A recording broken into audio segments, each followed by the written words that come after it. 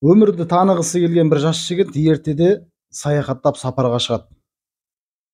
Сөйтіп саяхаттап жүрген елдердің бірінде мәшһүр болған бір ғалымның үйінде қонақта болады. Сөйтіп саяхатшы ғалымның тұрған үйінің дуалдарының кітаптары толы екенін көріп таңданысады. Қатты таң қалады. Бірақ бұның мәнісін түсіне алмайды әлгі жас жігіт.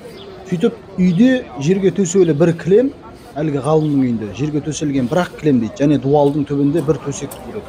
Ортада тұрған бір стол мен орындықтан басқа еш нәрсе болмайды деп айтады.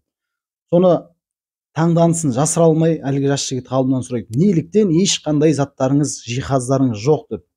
Сонда ғалым жауап береді: қолымен әлгі заттарды меңзеп, мынау менің дүниелерім дейді. Бар, міне олар деп жауап береді.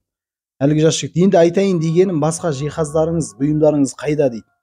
Ғалым бұл сұрағына сұрақпен жауап береді: балам, сенің де артықша ешқандай заттарың жоқ, тек мына арқалап жүрген сөмкен ғана бар. Ал сонда сенің заттарың қайда дейді. Жас жігіт бұл күтпеген сұраққа былай деп жауаптайды: бірақ көріп тұрсыз ғой, мен жолаушымын.